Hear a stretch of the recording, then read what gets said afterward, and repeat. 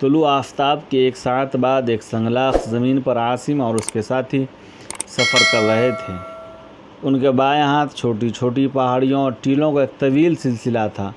عاصم کا سخت جان گھوڑا بھوکا تھا اور تھکاوٹ کے باوجود گردن اٹھا کر چل رہا تھا، اور فستانیہ کا گھوڑا بھی اس کا ساتھ دینے کی کوشش کر رہا تھا، لیکن یوسیپیہ چند قدم پیچھے تھی اور اس کے گھوڑے کی رفتار ہر آن سست ہوتی جا رہی تھی۔ عاصم نے ایک پہاڑی کے دامن میں پہنچ کر اپنے ساتھیوں کو رکنے کا اشارہ کیا اور گھوڑے پر دوبارہ سوار ہو کر بولا، ہم راستے سے زیادہ دور نہیں، تھوڑی دور اور چلنے کے بعد ہم ایک ایسی بستی میں پہنچ جائیں گے۔ یوسیپیہ نے کہا، میرا گھوڑا جواب دے چکا ہے، کیا یہ بہتر نہیں ہوگا کہ ہم تھوڑی دیر یہاں رک جائیں؟ نہیں، عاصم نے جواب دیا، یہاں رک کر ہم گھوڑوں کی بھوک کا علاج نہیں کر سکتے۔ وہ کچھ دیر خاموشی سے چلتے رہے۔ بالآخر یوسیپیہ نے پوچھا، ابھی ہم بستی کے قریب نہیں آئے؟ عاصم نے جواب دیا، ہم بستی سے آگے نکل چکے ہیں، لیکن آپ کو چند قدم اور چلنا پڑے گا۔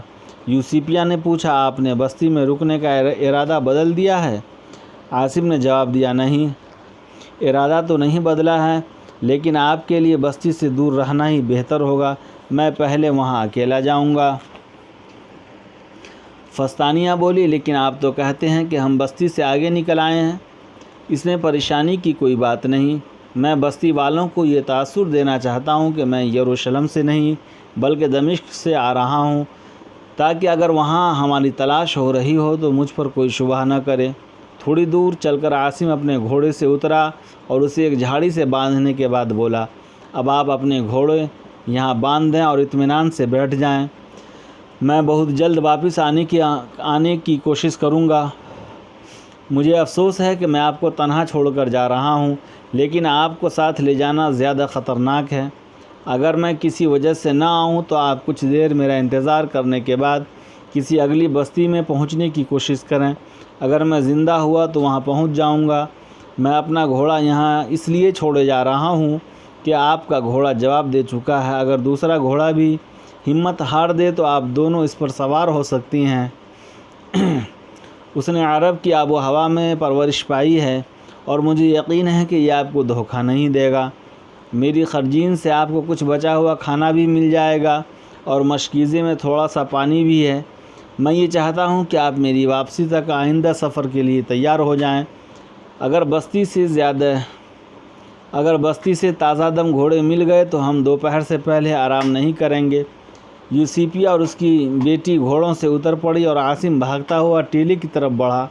پھر اچانک اس کے دل میں کوئی خیال آیا اور اس نے مڑ کر اپنی کمان اور ترکش یوسیپیہ کے سامنے پھینکتے ہوئے کہا، آپ نے کہا تھا کہ آپ بچپن میں تیر اندازی سیکھا کرتی تھی، میں احتیاطاً اپنی کمان اور ترکش آپ کے پاس چھوڑے جا رہا ہوں۔ ہم عرب اگر چاروں طرف سے مایوس ہو جائیں تو ہماری آخری خواہش یہ ہوتی ہے کہ مرنے سے پہلے کم از کم اپنے ایک دشمن کو اپنے ساتھ لیتے جائیں۔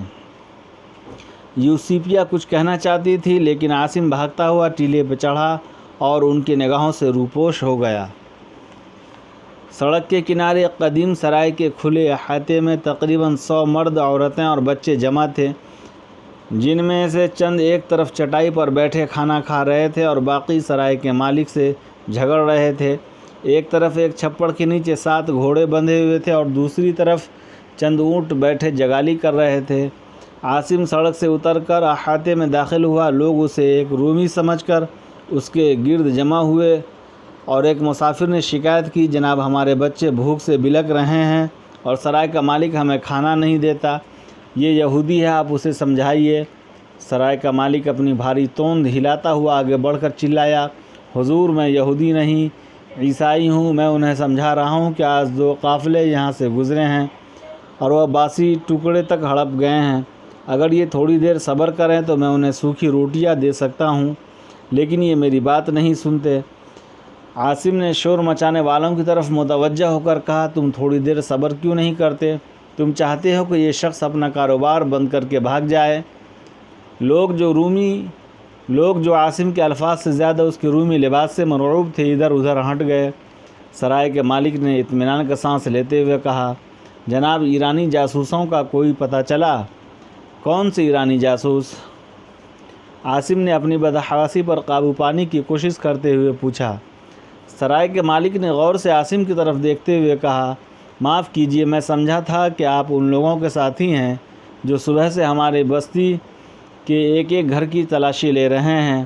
عاصم نے اپنے ہونٹوں پر زبان پھیرتے ہوئے پوچھا، یہ تلاشی لینے والے کون ہیں؟ سرائے کے مالک نے جواب دیا، جناب وہ یروشلم سے آئے ہیں اور کہتے ہیں کہ 2 عورتیں جو وہاں ایرانیوں کی جاسوسی کر رہی تھی فرار ہو کر اس طرف آئی ہیں۔ ان کا یہ بھی کہنا ہے کہ کوئی رومی افسر ان کے ساتھ سفر کر رہا ہے۔ عاصم نے پوچھا، میں حیران ہوں کہ اس بستی کے لوگوں نے ایران کے جاسوسوں کو پناہ دینے کی جرت کیسے کی؟ جناب، بستی کے لوگ روم کے غدار نہیں ہو سکتے، لیکن انہیں ہماری باتوں پر یقین نہیں آتا، اور وہ پہلے میری سرائے میں آئے تھے اور سرائے کی تلاشی لینے کے بعد لوگوں کے گھروں میں گھس گئے ہیں۔ وہ کتنے آدمی ہیں؟ 5 ہیں جناب، اور انہوں نے یہ دھمکی دی ہے کہ اگر یہاں سے وہ جاسوس عورتیں برآمد نہ ہوئی تو بستی کو آگ لگا دی جائے گی۔ آپ کہاں سے آئے ہیں؟ میں دمشق سے آ رہا ہوں اور کسی تاخیر کے بغیر یروشلم پہنچنا چاہتا ہوں۔ میرے گھوڑے نے یہاں سے کچھ دور دم توڑ دیا ہے اور میں پیدل یہاں پہنچتا ہوں۔ اب مجھے ایک تازہ دم گھوڑی کی ضرورت ہے۔ جناب، میرے پاس صرف 2 گھوڑے تھے اور وہ یروشلم کے سپاہیوں نے اپنے لیے رکوا لیے ہیں۔ وہ کہتے ہیں کہ ہمیں تازہ دم گھوڑوں کی ضرورت ہے۔ اگر آپ ان کے افسر کو رضامند کر لیں تو مجھے آپ کو اپنا بہترین گھوڑا دینے میں کوئی تکلیف نہیں ہوگا۔ وہ دیکھیے میرا ابلق گھوڑا کتنا خوبصورت ہے۔ عاصم نے جواب دیا، اگر وہ ایرانی جاسوسوں کا پیچھا کر رہے ہیں تو مجھے ان کے کام میں رکاوٹ نہیں ڈالنی چاہیے۔ تم میرے لیے اگر ایک اونٹ کا بندوبست کر دو تو میں اسے بھی غنیمت سمجھوں گا۔ میں یروشلم کے حاکم کے پاس ایک نہایت ضروری پیغام لے کر جا رہا ہوں۔ اگر آگے کسی بستی سے مجھے گھوڑا مل گیا تو میں تمہارا اونٹ وہاں چھوڑ دوں گا۔ اس خدمت کے لیے تمہیں معقول انعام دیا جائے گا۔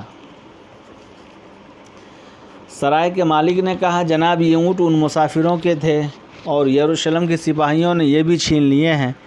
آپ کو ان سے بات کرنی چاہیے، وہ تھوڑی دیر میں آ جائیں گے، اور اگر آپ برا نہ مانیں تو میں آپ سے دمشق کے متعلق کچھ پوچھوں۔ کیا یہ درست ہے کہ دمشق پر ایرانیوں نے حملہ کر دیا ہے؟ ایک بوڑھے نے آگے بڑھ کر کہا، ہاں جناب، خدا کے لیے ہمیں سچ مچ بتائیے، کیا رومی فوج دمشق کی حفاظت کر سکے گی؟ دمشق کی حفاظت ہر قیمت پر ہوگی۔ تمہیں پریشان نہیں ہونا چاہیے۔ ایرانی لشکر کو دمشق سے کوسوں دور رکھنے کی کوشش کی جائے گی۔ ایک نوجوان نے آگے بڑھ کر کہا، جناب دمشق پر حملہ ہو چکا ہے، میں وہیں سے آ رہا ہوں۔ آپ ہمیں کب تک جھوٹی تسلیاں دیں گے؟ پریشان لوگ اب عاصم کے گرد جمع ہو رہے تھے اور کہہ رہا تھا، تم کو یہ معلوم نہیں کہ لوگوں میں سراسیمگی پھیلانا کتنا بڑا جرم ہے؟ ایک اور آدمی نے آگے بڑھ کر کہا، جناب ہمیں معلوم ہے، لیکن لوگوں سے صحیح حالات چھپانے کا نتیجہ یہ نکلتا ہے کہ وہ غلط افواہوں پر بھی یقین کر لیتے ہیں۔ عاصم وہاں سے کھسکنے کا ارادہ کر رہا تھا کہ 5 مسلح سپاہی وہاں آ پہنچے اور عاصم اپنے دل میں ناخوشگوار دھڑکنیں محسوس کرنے لگا۔ لیکن خوش قسمتی سے یہ 5 شامی تھے۔ ان میں سے ایک نے، جو اپنے لباس سے کوئی افسر معلوم ہوتا تھا، عاصم کو دیکھتے ہی آگے بڑھ کر سلام کیا اور پوچھا، آپ کہاں سے آئے ہیں؟ میں دمشق سے آ رہا ہوں۔ یہاں کب پہنچے؟ ابھی پہنچا ہوں۔ آپ نے راستے میں ایک رومی افسر اور 2 عورتیں دیکھی ہیں؟ رات کے وقت میں نے اس طرف آنے والے کئی قافلے دیکھے ہیں، لیکن میں یہ نہیں کہہ سکتا کہ جن عورتوں اور رومی افسر کے متعلق آپ پوچھ رہے ہیں وہ ان کے ساتھ تھے یا نہیں۔ میں جن لوگوں کے متعلق پوچھ رہا ہوں وہ یروشلم سے دمشق کی طرف جا رہے ہیں۔ عاصم نے کہا، رات کے وقت مجھے دمشق کی طرف جانے والا کوئی مسافر نہیں ملا، اور طلوع سحر کے بعد بھی میں نے کسی عورت کو اس طرف جاتے نہیں دیکھا۔ میرے گھوڑے نے پچھلے پہر راستے میں دم توڑ دیا تھا اور میں پیدل چل کر یہاں پہنچا ہوں۔ مجھے دمشق کے سپہ سالار نے ضروری ہدایت دے کر یروشلم بھیجا ہے اور مجھے ایک تازہ دم گھوڑے کی ضرورت ہے۔ شامی افسر نے مشکوک نگاہ سے عاصم کی طرف دیکھا اور پوچھا، آپ دمشق سے تنہا سفر کر رہے ہیں؟ ہاں۔ راستے میں آپ نے کسی جگہ قیام نہیں کیا؟ نہیں۔ شامی افسر نے عاصم کی آنکھوں میں آنکھیں ڈالتے ہوئے کہا، یہ عجیب بات ہے کہ یہاں سے 4 کوس کے فاصلے پر ہماری چوکی ہے، جہاں 8-10 گھوڑے ہر وقت موجود رہتے ہیں۔ لیکن آپ وہاں سے مدد لینے کی بجائے یہاں پہنچ گئے ہیں۔ عاصم کی حالت اس شخص کی سی تھی جس کی گردن میں اچانک پھندا ڈال دیا گیا ہو۔ تاہم اس نے اپنے اضطراب پر قابو پانے کی کوشش کرتے ہوئے کہا، شاید آپ کو معلوم نہیں کہ چوکی کے محافظوں کو دمشق بلا لیا گیا ہے۔ ایک آدمی نے آگے بڑھ کر کہا، جناب، جب گزشتہ شام ہمارا قافلہ وہاں سے گزر رہا تھا تو چوکی کے سپاہی وہیں تھے۔ شامی افسر اور اس کے ساتھی جواب طلب نگاہوں سے عاصم کی طرف دیکھنے لگے، لیکن اس نے انتہائی پریشانی کے باوجود مسکرانے کی کوشش کرتے ہوئے کہا، چوکی کے سپاہی مجھے آدھی رات گزرنے کے تھوڑی دیر بعد راستے میں ملے تھے۔ اگر اس وقت مجھے معلوم ہوتا کہ میرا گھوڑا آگے چل کر جواب دے جائے گا تو میں یقیناً ان میں سے کسی کا گھوڑا چھین لیتا۔ اس وقت میں نے یہ بھی نہیں سوچا تھا کہ وہ چوکی کے تمام گھوڑے اپنے ساتھ لے آئے ہیں۔ شامی افسر بظاہر مطمئن ہو چکا تھا، لیکن عاصم کا دل گواہی دے رہا تھا کہ اس کے شبہات دور نہیں ہوئے۔ سرائے کے مالک نے پوچھا، جناب، کھانے کے متعلق آپ کا کیا حکم ہے؟ شامی افسر نے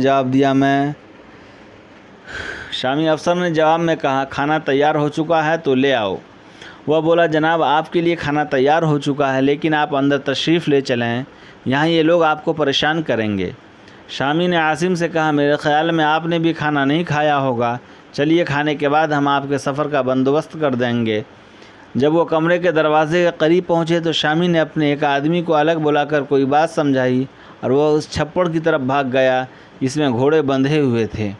پھر جب عاصم نے کمرے کے اندر داخل ہوتے وقت مڑ کر دیکھا تو وہ ایک گھوڑے پر سوار ہو کر سڑک کا رخ کر رہا تھا۔ عاصم تھوڑی دیر قبل یہ اطمینان کر لیا تھا کہ اگر یہ لوگ واپس چلے جائیں تو فستانیہ اور اس کی ماں مزید خدشات کا سامنا کیے بغیر اپنا سفر جاری رکھ سکیں گی۔ چنانچہ وہ ان کے ساتھ یروشلم جانے کے لیے تیار تھا اور اسے اس بات کی کوئی پرواہ نہ تھی کہ وہاں اس کے ساتھ کیا سلوک ہوگا، لیکن اب اسے یہ بات پریشان کر رہی تھی کہ ان میں سے ایک آدمی گھوڑے پر سوار ہو کر کہیں جا چکا ہے، اور اگر اسے چوکی کے حالات معلوم کرنے کے لیے بھیجا گیا ہے تو اسے واپس آنے میں دیر نہیں لگے گی۔ یہ بھی ممکن ہے کہ چوکی کے سپاہی اس کے ساتھ آ جائیں اور وہ فستانیہ اور اس کی ماں کو تلاش کرنے کے لیے اس علاقے کا گوشہ گوشہ چھان ماریں۔ پھر یہ حقیقت بھی زیادہ دیر چھپی نہیں رہ سکتی کہ میں رومی نہیں ہوں۔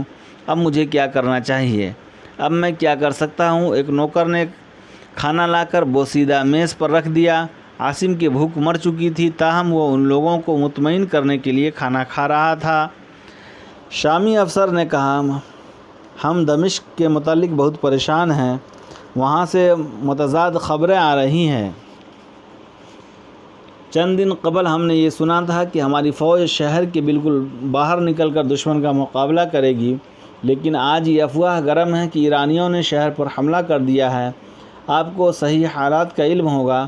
عاصم نے جواب دیا، میں آپ کو صرف اتنا ہی بتا سکتا ہوں کہ دمشق میں ایرانی لشکر کو عبرتناک تباہی کا سامنا کرنا پڑے گا۔ شامی افسر نے عاصم کے چہرے پر نگاہ گاڑتے ہوئے کہا، یہ عورتیں جنہیں ہم تلاش کر رہے ہیں ایرانیوں کی جاسوس ہیں۔ ہمیں اطلاع ملی ہے کہ ایک رومی افسر بھی ان کے ساتھ ہے، لیکن نامعلوم یہ لوگ کہاں غائب ہو گئے ہیں۔ میرا خیال ہے کہ ہم انہیں پیچھے چھوڑ آئے ہیں اور وہ کسی بستی میں چھپے ہوئے ہیں۔ تاہم میں نے احتیاطاً ایک آدمی کو آگے بھیج دیا ہے، اگر وہ آگے نکل گئے ہیں تو چوکی کے آس پاس کسی بستی سے ان کا سراغ مل جائے گا۔ عاصم نے پوچھا، آپ کب سے ان جاسوسوں کا پیچھا کر رہے ہیں؟ کل سے پہر سے۔ ہم نے ایک لمحہ آرام نہیں کیا۔ یروشلم کی فوج انہیں الرقیم کے راستے پر تلاش کر رہی ہے، لیکن شہر کے حاکم کو یہ شبہ ہے کہ وہ ہمیں چکمہ دے کر دمشق پہنچنے کی کوشش کریں گی، چنانچہ مجھے اس راستے پر ان کا پتہ لگانے کی ہدایت کی گئی ہے۔ ہمارا خیال تھا کہ ہم راستے کی کسی بستی میں چھپ کر ان کا انتظار کریں گے، لیکن یروشلم سے چند میل دور ہمیں دمشق سے آنے والے سپاہی ملے اور انہوں نے بتایا کہ ہم نے ان جاسوسوں کو ایک رومی افسر کے ساتھ راستے میں دیکھا ہے۔ میں 10 آدمی پیچھے چھوڑ آیا ہوں اور مجھے یقین ہے کہ انہوں نے اس وقت تک سڑک کے آس پاس تمام بستیاں چھان ماری ہوں گی۔ جب ہمارا ساتھی اگلی چوکی سے ان کا پتہ معلوم کر کے آ جائے گا تو ہم بھی واپس ہو جائیں گے۔ آپ کو یقین ہے کہ چوکی خالی ہو چکی ہے۔ آپ کو یقین ہے کہ چوکی خالی ہو چکی ہے؟ عاصم نے جواب دیا، ہو سکتا ہے کہ وہاں 2-4 آدمی موجود ہوں، لیکن گھوڑے وہاں نہیں تھے۔ اچانک باہر گھوڑے کی ٹاپ سنائی دی اور چند ثانیے بعد ایک سڑپٹ سوار نے صحن میں جمع ہونے والے لوگوں کے قریب پہنچ کر پوری قوت سے گھوڑے کی باگیں کھینچی اور نیچے کود کر بھاگتا ہوا سرائے کی طرف بڑھا۔ یہ وہی تھا جس سے شامی افسر نے اگلی چوکی کی طرف روانہ کیا تھا۔ وہ ہانپتا ہوا کمرے میں داخل ہوا اور بے اختیار چلانے لگا، جناب غضب ہو گیا، ایرانی لشکر دمشق میں داخل ہو گیا ہے۔ ایک ثانیے کے لیے شامی افسر کے منہ سے کوئی بات نہ نکل سکی۔ پھر اس نے اٹھ کر پوچھا، تم اتنی جلدی چوکی سے ہو کر واپس کیسے آ گئے؟ جناب یہ خبر آپ کے لیے کوئی اہمیت نہیں رکھتی کہ ایرانی دمشق میں داخل ہو چکے ہیں اور وہاں قتل عام ہو رہا ہے۔ آن کے آن میں یہ وحشت انگیز خبر صحن کے ایک دوسرے سرے تک پہنچ چکی تھی اور پریشان حال لوگ، جن کی زبانیں تھوڑی دیر کے لیے گنگ ہو گئی تھی، چیختے چلاتے کمرے کے اندر اور باہر جمع ہو رہے تھے۔ پھر اچانک دور سے گھوڑوں کی ٹاپ اور رتھوں کی گڑگڑاہٹ سنائی دینے لگی اور باہر سے کوئی بلند آواز میں چلایا، فوج آ رہی ہے، فوج آ رہی ہے، اور وہ سڑک کی طرف بھاگنے لگے۔ شامی افسر اور اس کے ساتھی کمرے سے نکل گئے اور عاصم ان کے پیچھے چل دیا۔ شامی افسر نے صرف ایک بار مڑ کر اس کی طرف دیکھا اور یہ اطمینان کرنے کے بعد کہ وہ بھی ان کے ساتھ آ رہا ہے، بھاگ کر سڑک کے کنارے جمع ہونے والے ہجوم سے جا ملا۔ عاصم نے ادھر ادھر دیکھا، صحن خالی ہو چکا تھا، لوگوں کی نگاہیں شام کے راستے پر لگی ہوئی تھی۔ عاصم چند قدم سڑک کی طرف اٹھانے کے بعد چھپڑ کی طرف مڑا اور گھوڑوں کی قطار کے پیچھے چھپ کر کھڑا ہو گیا، یہ اطمینان کر لینے کے بعد کہ اب اسے سڑک کی طرف سے کوئی نہیں دیکھ سکتا۔ اس نے ابلق گھوڑے کا توبڑا اتار کر اسے لگام دیا اور اس کے بعد 2 اور گھوڑوں کے توبڑے اتارے اور ان میں جتنا اناج تھا وہ ایک توبڑے میں ڈال کر زین سے باندھ دیا۔ پھر جلدی سے رسہ کھولا اور گھوڑے کو چھپڑ سے نکال کر زیتون کے درختوں میں سے گزارتا ہوا سرائے کی پچھلی طرف پہنچا اور اس پر سوار ہو گیا۔ کچھ لوگ ابھی تک آس پاس کے مکانوں اور جھونپڑیوں سے نکل کر سڑک کا رخ کر رہے تھے، لیکن کسی نے اس کی طرف توجہ نہ دی۔ ایک عورت نے اسے ہاتھ کے اشارے سے رکنے کی کوشش کی، لیکن عاصم نے اس کی طرف متوجہ ہونے کی بجائے گھوڑے کی رفتار تیز کر دی۔ اس عرصے میں شامی افسر کے ساتھ ایک دلچسپ واقعہ پیش آ چکا تھا۔ سپاہیوں کا دستہ جو رتھوں اور سواروں پر مشتمل تھا، سرائے کے قریب پہنچا تو ان کی رفتار سے ایسا معلوم ہوتا تھا کہ وہ یہاں نہیں رکیں گے۔ شامی افسر اچانک اپنے دونوں ہاتھ بلند کر کے سڑک کے بیچ میں کھڑا ہو گیا۔ اگلی رتھ پر ایک قوی ہیکل رومی اپنی پوری طاقت سے باگیں کھینچ کر گھوڑوں کو روکا تو شامی افسر نے قریب آ کر ادب سے سوال کیا، جناب میں آپ سے دمشق کے متعلق پوچھنا چاہتا ہوں۔ کیا پوچھنا چاہتے ہو؟ رومی نے غصے سے اپنے ہونٹ کاٹتے ہوئے کہا، جناب میں نے ابھی ایک منحوس خبر سنی ہے اور یہ منحوس خبر سننے کے بعد بھی تم راستہ روک کر ہمارا وقت ضائع کرنا چاہتے ہو۔ جناب میں پچھلی چوکی کے سپاہیوں کے متعلق پوچھنا چاہتا ہوں، وہ دمشق چلے گئے ہیں یا راستے سے آپ کے ساتھ لوٹ آئے ہیں؟ رومی افسر کی قوت برداشت جواب دے چکی تھی۔ اس نے کچھ کہے بغیر شامی کے ایک کوڑا رسید کر دیا اور ساتھ ہی اپنے رتھ کے گھوڑوں کی باگیں ڈھیلی چھوڑ دی۔ آن کی آن میں 8 رتھ اور ان کے پیچھے کوئی 150 سوار آگے نکل گئے اور تماشائی پریشان حال شامی افسر کے گرد جمع ہونے لگے۔ شامی افسر نے چاروں طرف دیکھا اور بلند آواز میں کہا، وہ کہاں ہے؟ وہ رومی کہاں گیا؟ اس کے ایک ساتھی نے جواب دیا، جناب وہ یہیں تھا، وہ ہمارے ساتھ آ رہا تھا۔ شامی افسر لوگوں کو دھکے دے کر اپنے سے ہٹاتا ہوا سرائے کی طرف بھاگا اور پھر صحن میں نظر دوڑانے کے بعد چلانے لگا، اسے تلاش کرو، اسے پکڑو، اگر وہ نکل گیا تو میں تمہاری کھالیں اتروا دوں گا۔ سرائے کے مالک نے بھاگ کر چھپڑ کی طرف دیکھا اور اپنے ماتھے پر ہاتھ مارتے ہوئے کہا، جناب غضب ہو گیا، وہ میرا ابلق گھوڑا لے گیا ہے۔ شامی افسر نے بھاگ کر ایک گھوڑے کا رسہ کھولتے ہوئے کہا، وہ زیادہ دور نہیں جا سکتا، اس کے ساتھ ہی کہیں آس پاس ہی چھپے ہوئے ہیں، مجھے یقین ہے کہ وہ ان عورتوں کا ساتھی ہے، تم جلدی سے گھوڑوں پر سوار ہو جاؤ۔ ایک آدمی نے کہا، جناب ابلق گھوڑے پر ایک سوار ابھی اس طرف جا رہا تھا۔ دوسرے نے کہا، جناب میں نے بھی اسے دیکھا ہے، لیکن وہ ایک رومی افسر تھا، بیوقوف وہ رومی نہیں تھا۔ شامی نے گھوڑے پر اچھل کر بیٹھتے ہوئے کہا،